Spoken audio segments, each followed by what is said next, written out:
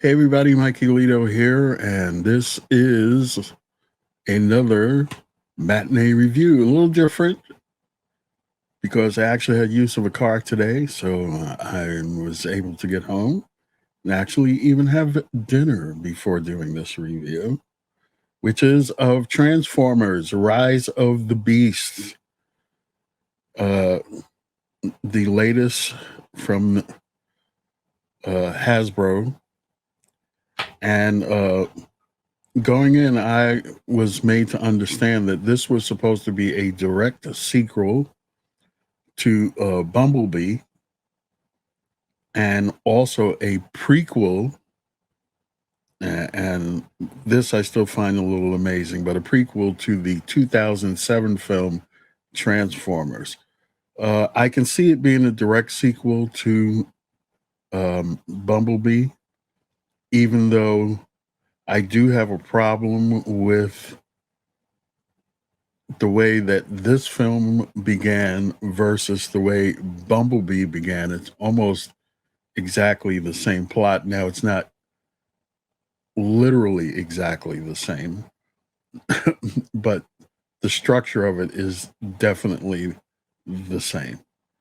Um, this movie was starred Anthony Ramos, who I last saw in the Heights, and he plays Noah Diaz in this film. He is ex-military, but apparently he has a reputation for being not a team player. So he has some difficulty holding on to jobs. His young brother is Chris Diaz, who's played by Dean Scott Vasquez. I didn't originally have him on my cast list, but I made a note to mention him because he's kind of critical to the plot, which takes place in the year 1994. So for somebody that lives in New York, it's kind of odd to constantly see scenes of the Twin Towers throughout this movie. Uh, but they did exist in 1994, and uh, they are part of the film. And it's for me, it's really difficult for films like Transformers because even though Anthony Ramos is playing this character in this film, the movie is really about uh, all the robots. They are the stars of the film. Make no mistake about it. So we have Autobots in this film. Not Decepticons this time. It's Terror, Terrorbots. I may have that wrong. Mostly correct, but it could partially be wrong. And there was one other group that I should have made a note of, but I didn't. That was they actually fought on the side of the Autobots.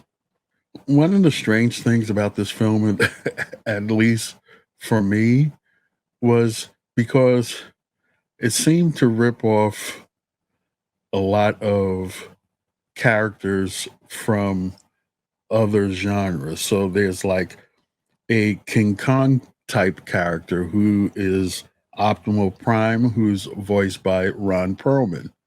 Uh, at some point in the film, Anthony Ramos ends up. I could imagine John Campea being a little bit upset about this because he kind of turned into an Iron Man kind of character. You'll have to watch the film in order to see what I mean by that. The character that really impressed me, and he is voiced by Pete Davidson, formerly of Saturday Night Live, and he is a big part of this film. And his character, the way it was played and animated, it was really rather enjoyable. So basically, this is another situation.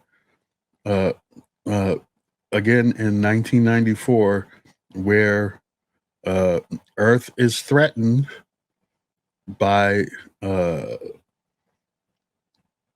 one of these celestial type characters who wants to take over all the worlds, and it's up to the Autobots and Noah Diaz and Elena Wallace, who is a character.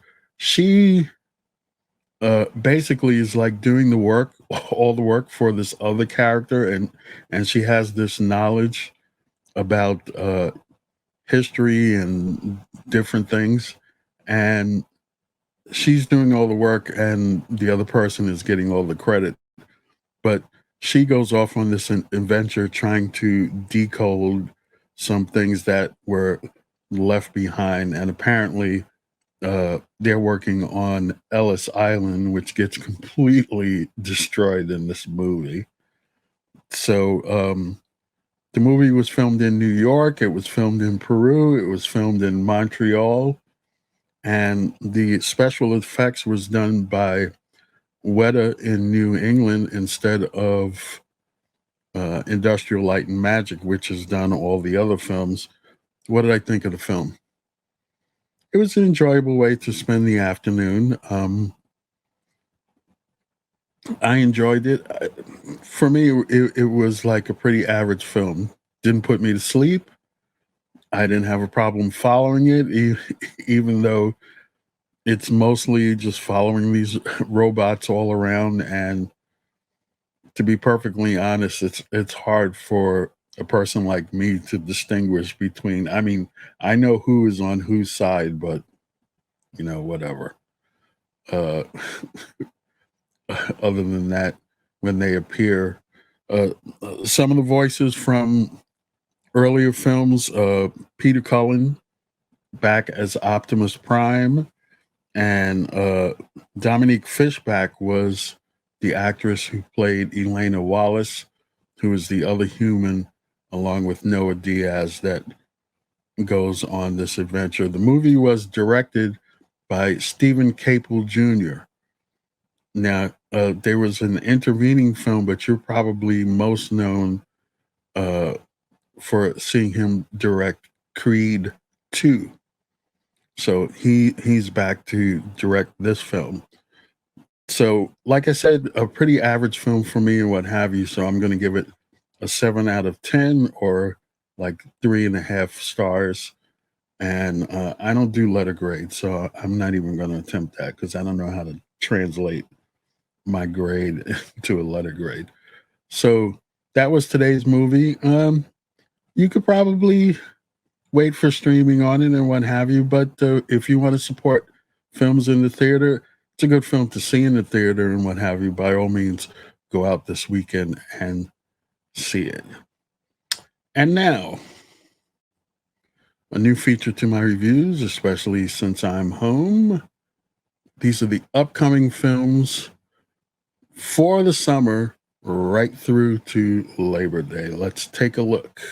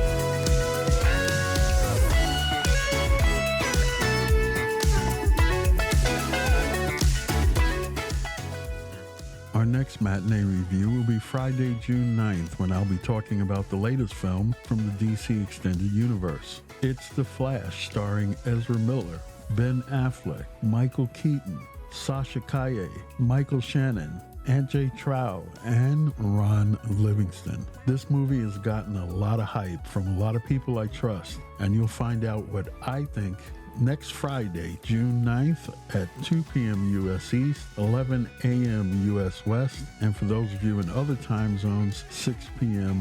Greenwich Mean Time. You should be able to figure it out from that. I want to thank my good buddy Paul in Long Beach for stopping by. Sooner or later, Paul, it's going to get better.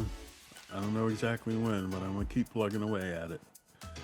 For the rest of you, as always, watch content, form opinion. You've just heard mine.